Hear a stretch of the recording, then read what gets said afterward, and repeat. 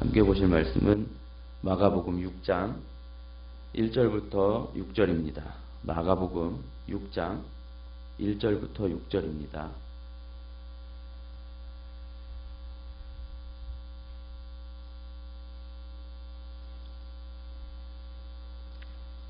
교독으로 봉독하고 마지막 절은 같이 읽겠습니다. 예수께서 거기를 떠나사 고향으로 가시니 제자들도 따르니라.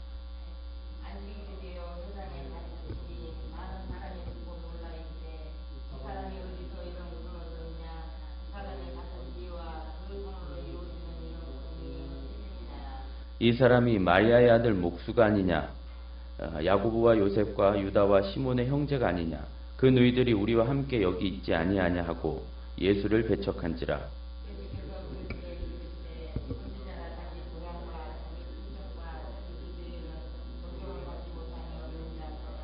거기서는 아무 권능도 행하실 수 없어 다만 소수의 병자에게 안수하여 고치실 뿐이었고 그들이 믿지 않음을 이상히 여기셨더라.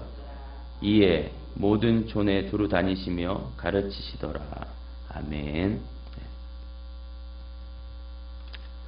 네, 예수님께서 그의 공생의 기간 중 이제 갈릴리 일대로부터 위쪽 아래쪽으로 다니시면서 복음을 전하시고 때때로 기적을 베푸시며 많은 이 병자들을 고치셨는데요. 마가복음 6장은 주님께서 그렇게 다니시다가 잠시 고향 나사렛으로 돌아오신 때를 배경으로 하고 있습니다. 안식일이었고요. 그날도 회당에 모인 무리들에게 말씀을 전하셨어요. 어떤 말씀이었을까요? 구약을, 당시의 그 성경을 풀어주셨겠죠. 구약의 한 본문을 들어 그 본문이 말하고자 하는 바가 무엇인지 가르치셨을 겁니다. 늘 그랬던 것처럼 그날도 많은 사람들이 듣고서 놀라워했어요. 못 들어본 말이었을 테니까요. 당시의 율법사나 서기관들, 이들이 했을 법한 얘기는 단순히 말씀드리면 열심히 율법을 지켜라, 뭐 이 정도였을 겁니다. 그런데 주님의 말씀은, 예수님의 말씀은 그들의 것과는 다른 그야말로 듣도 보다 못한 그런 말씀이었을 겁니다. 이를테면 안식일이 사람을 위해 있니? 사람이 안식일을 위해 있니? 이런 것이요. 바리새인과 서기관들은 사람이 안식일을 위해 있는 줄 알았어요. 그러나 주님이 말씀하시죠. 안식일이 사람을 위해 있는 것이다. 이렇게요. 지금 회당에서 이런 놀라운 말씀을 듣는 이들은 누구냐면 고향 사람들입니다. 예수님을 아는 자들이에요. 그런데 그들이 뭐라 그러냐면 그 예수님의 말씀을 듣고 놀라워하면서 대체 이 사람이 어디서 이런 것을 얻었지? 응? 야, 이게 무슨 말씀이야? 학교는 어디 나왔지? 이렇게 보고 있는 겁니다.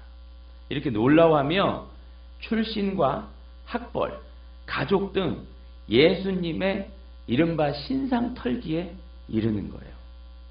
결국 이 사람들의 결론이 뭐였냐면 이 사람 예수는 뭐예요? 별 볼 일 없는 목수의 아들이고 그 가족들도 특별한 것이 없으며 대단한 것이 없다 이러면서 이내 예수를 배척해버립니다. 밀어내요. 그러자 예수님이 그 유명한 말씀, 선지자가 자기 고향과 자기 친척과 자기 집 외에서는 존경을 받지 못함이 없느니라 하시며 아무 권능도 행하지 않으시고 본문 그 마지막 6절에 그들이 믿지 않음을 이상히 여겼더라 이렇게 하셨어요. 여기서 이제 이상히 여기셨더라 번역이 조금 미숙한데 놀라셨다 이 번역이 더 낫습니다. 여러분, 예수님의 고향 배척 사건이 갖는 의미가 무엇일까요? 우선 예수님이 자신을 누구라 칭하셨냐면 선지자라 하셨어요. 선지자라 하면 자연히 우리는 과거의 여러 선지자들을 떠올리게 됩니다. 그렇죠? 선지자들이 뭐 하는 사람이에요? 하나님의 말씀을 받아 하나님의 백성들에게 전하는 사람들 아니겠습니까? 그런데 대체적으로 과거로부터 사람들이 이 선지자의 말씀을 들었나요? 안 들었나요? 안 들었어요. 거부했어요. 선지자들을 다 배척해버렸어요. 선지자들은 뭐라고 그랬냐면 수없이 말씀으로 돌아오라고, 하나님께 돌아오라고, 너희들 그렇게 가다간, 그렇게 말씀 버리고 너희들 멋대로 가다간, 그렇게 세상 쫓아가다간, 세상 의지하다간 큰일 난다. 어서 옷을 찢고 마음을 돌이켜서 주 너희 하나님께 돌아와라. 하나님을 섬기라. 이랬단 말이죠. 하지만 백성들은 듣지 않았습니다. 그럼 그들이 왜 안 들었을까요? 이스라엘 백성들은요, 시간이 흐르면 흐를수록 하나님의 간섭과 그분의 지나친 속박, 그리고 세상의 그 화려함에 비해 너무 초라해 보이는 신앙이 싫었습니다. 하나님을 섬기고 싶지 않아 가요. 오히려 세상으로 상징되는 애굽이나 바벨론이 너무 매력적이었어요. 그들의 것이 호시탐탐 나고 그들의 것이 있으면 다 될 줄 알았어요. 그들이 가진 힘 이런 것이 있으면 다 될 줄 알았어요. 이것을 세상성 세속주의라고 하잖아요. 세상의 가치관, 세상의 정신, 세상의 그 화려해 보이는 것, 그런 것에 현혹되고 그런 것에 장악되어서 하나님의 말씀을 버려가는 거지요. 듣지를 않는 겁니다. 처음에는 무서워서 듣는 척 하지만 그마저도 시간이 지나면 지날수록 흐지부지 돼버려요. 지금 바로 그대로 그 옛날에 자신의 조상들처럼 이 예수님 앞에 있던 그 고향 사람들도 똑같이 하는 겁니다. 동일한 모습이에요. 이들 고향 사람들도 그들과 똑같아요. 하나님의 선지자로, 참 선지자로 오신 예수님의 말씀을 못 들어요. 안 들어요. 그냥 배척해 버립니다. 왜요? 그들 고향 사람들 속에도 역시 하나님과 하나님의 말씀이 아닌 세상의 가치관, 세계관, 패러다임, 그 세상의 정신이 그득했다는 것이죠. 어떻게 해요? 어떻게 하냐면 배경 보고 출신 보고 가족들 보는, 이게 뭐예요? 외모죠, 외모. 성경에 뭐라고 그러죠? 너희들 사람의 뭘 취하지 말라고요?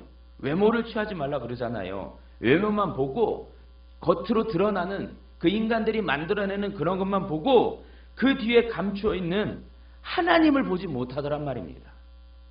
방금까지 말씀을 듣고 놀라다가 결국 뭐라고 그래요? 이 뭐야? 나사렛 촌구석의 사람일 뿐이잖아. 이렇게 결론을 내버려요. 그러니까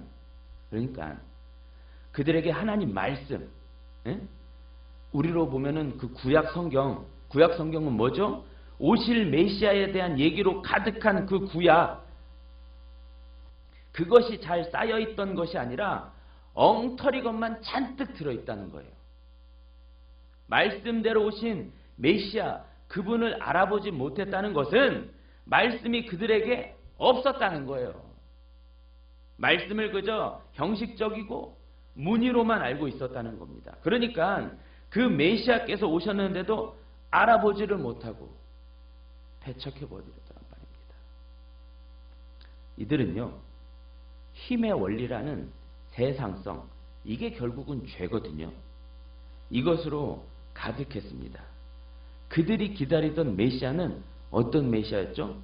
그런 초라하고 볼품없는 메시아가 아니라 어떤 다윗 왕과 같은 그 화려한 모습으로 나타나 세상을, 자신들을 집권하고 있는 로마를 평정할 그 힘의 메시아, 이것을 이제 민속 메시아 사상이라고 하는데, 이 메시아, 이 힘의 메시아를 기다렸던 거예요.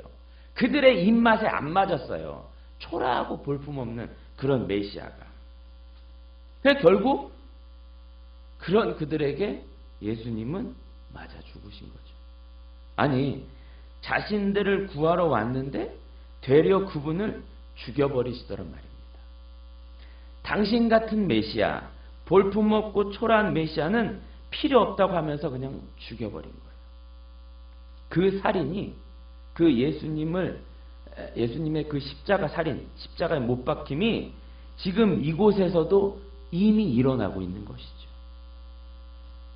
여러분, 오늘 본문에서 요 고향 사람들은 단순히 그때 당시에 고향 사람들을 의미하는 게 아니라 복음서 내내 계속 예수님과 대치되고 있는 누구요? 유대민족들, 바리새인들, 율법사들, 제사장들을 의미해요.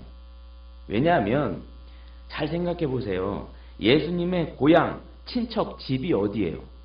결국은 유대지방이에요. 유대지방. 예. 결국 예수님 자신의 백성들이 사는 곳, 유대.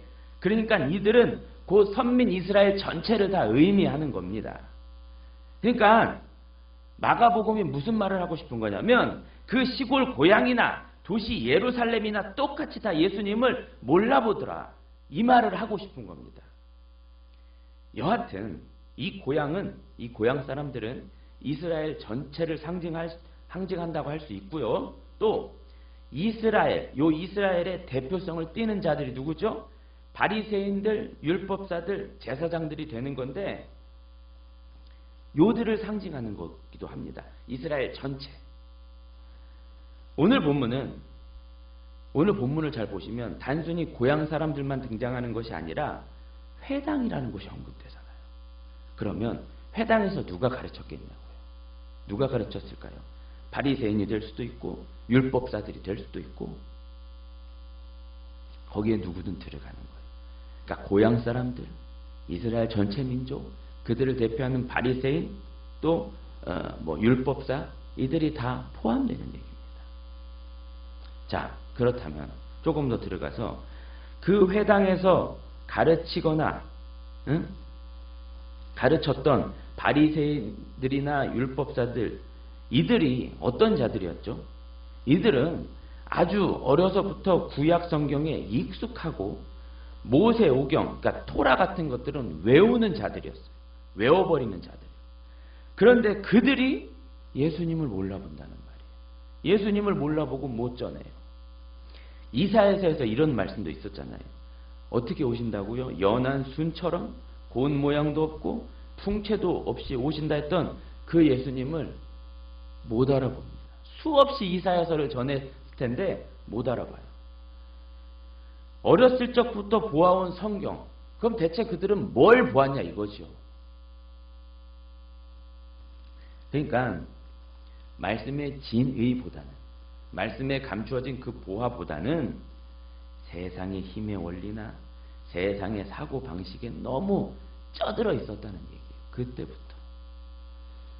이 정도 학교는 나와야 되고, 이 정도는 벌어둬야 되고, 이 정도는 갖춰야 하는 그런 세상의 이론들, 사상들에 익숙해져 있고 그런 것들만 전했다는 것이죠. 그런 것만 가르치고 그런 것만 전해 들었다는 겁니다. 하나님의 말씀에 그런 것이 있을까요? 외모를 보고 겉모습만 보고 그렇게 가치 판단해버리라는 그런 말씀이 있나요? 아닙니다. 줄곧 오실 메시아에 대한 얘기밖에 없어요. 그런데 그런 것은 보지 않고 엉뚱한 것만 잔뜩 전하고 받고 그것에 아주 쩌들어 있었다는 겁니다. 자, 이 고향 사람들이요, 또 전체 이스라엘이요, 또 그들을 상징하고 대표하는 바리새인, 서기관, 율법사들, 이들은 또한 영적 이스라엘인 우리를 상징하기도 합니다. 그렇다면 우리를 돌아보잔 말이죠. 우리는 행여 예수님을 배척하지 않을까요? 예수님을 믿고 교회를 다닌다지만 과연 예수님을 온전히 신앙하는 것일까요? 우리가 진짜 예수님의 말씀대로 살기를 좋아하고 그대로 따라 사는가요? 우리 안에 진정 그들이 보지 못하는 예수님이 보이고 드러나고 하는 것일까요? 어쩌면 그 예수님의 말씀은 뒷전이고 세상의 흐름이나 세상의 사고방식을 고스란히 간직한 채 그렇게 살고 있는 것은 아닐까요? 정말 우리 교회가 하나님의 말씀대로 예수님이 살아내셨던 그대로 따라 살아가는가요? 아니면 다른 것이, 다른 풍토가, 힘의 원리가 이렇게 지배하고 있지는 않는가요?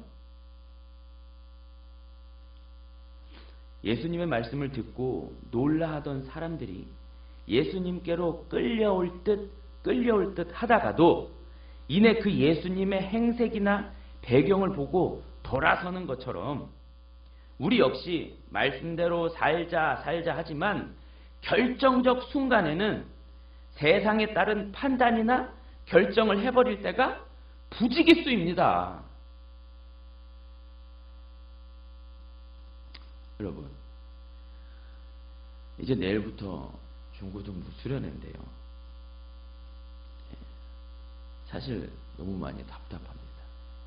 오늘 마가복음 6장이 이제 전체 본문이거든요. 6장의 여러 가지 에피소드를 가지고 아이들을 좀 가르쳐 보려고, 좀 집중적으로 가르쳐 보려고 해서 이제 오늘 본문을 들고 섰는데, 다음 세대 우리 아이들이요, 교회는 나오는데 말씀을 전하면 듣는 것 같기는 한데 매 수련회마다 어려워요. 매 수련회마다 매번 실갱이를 해야 되고, 또 그러면 아이들은 학원이니 뭐니 안 받아냅니다. 안 들어와요. 조금 더 깊이 이렇게 나아가지를 못합니다. 그게 너무 안타깝고 너무 속상하고 맥이 맞아요. 울고 싶고 포기하고 싶습니다. 그렇게 말했고 매주 그렇게 설교를 했건만 세상을 이겨내지 못해요. 견뎌내지 못해요. 수련회보다 좋고 귀한 것이 너무 많습니다. 이번 수련회 주제가 복음이에요. 복음. 그래서 마가복음을 들고 섰어요. 복음인데 우리 아이들에겐 예수님이라는 복음보다 더 좋은 복음들이 많아요. 너무 많아요. 물론 수련회 나오고 말고로 아이들의 신앙 자체를 폄하하고 싶은 생각은 없는데, 가면 갈수록 정서가, 분위기가 이 아이들을 장악하는 게 말씀이고 하나님이고 은혜가 아니라 그 세상의 화려함과 그 쉬움, 가벼움, 갈수록 정서가, 분위기가 더 어려워지는 세상입니다. 그런데 이러면서 감히 주님을 배웁니다. 본문을 묵상하면서 나도 이렇게 힘든데 주님은 진짜 얼마나 힘드셨을까? 얼마나 괴로우셨을까? 이런 묵상을 하게 되었습니다. 자신들을 구하러 온 그 예수님 앞에 철저히 배척하고 결국은 십자가에 매달아버리는 그들을 보면서 얼마나 마음이 아프고 괴로워하셨을까. 근데요, 신기하게도 본문의 우리 주님은 자신을 배척한 그들을 향해 타박하거나 나무라시거나 그런 걸 가지고 정죄하지 않으세요. 한마디도 없어요. 그런 게. 참으시고 받아주시고 결국 그들이 매단 십자가까지 용납하시면서 생명을 줘버리십니다. 그 은혜가 오늘도 제 입을 막고 우리의 입을 막고 고개를 숙이게 합니다. 여러분, 주님의 힘은, 주님의 은혜는 세상 것과 다릅니다. 주님의 힘은, 주님의 은혜는 자신을 배척한 자를 쳐내시고 벌 주시고 심판하시지 않고 그 배척한 자들을 오히려 거두시는 데 있다는 겁니다. 그들을 죽이시거나 이러는 게 아니라 오히려 살리시는 데 있다는 거예요. 우리는 수시로 예수님을 배척합니다. 문제나 상황이나 어려움, 그 속에서 조금 건디다가 주님이 뭘 하시겠어? 안 되겠지? 어떻게 되겠어? 에이, 모르겠다. 이러며 그냥 주님을 슬그머니 배척해 버려요. 그러나 본문 말씀을 통해서 거기가 끝이 아니라 거기서부터 시작이라는 것, 거기서부터 주님이 하신다는 것, 거기서부터가 우리가 제대로 믿어야 하는 것, 이것이 아니겠냐 이겁니다. 여러분, 절대 포기하거나 낙심 마시고 또 순간순간 배척하지 마시고 거기서, 정말 캄캄한 거기서 하나님이 어떻게 일하시고 또 하나님이 결국은 어떻게 받아내시며 어떻게 이것을 뒤바꾸는지 그 은혜, 그것을 구하시며 이렇게 일어서길 소망합니다. 기도하겠습니다.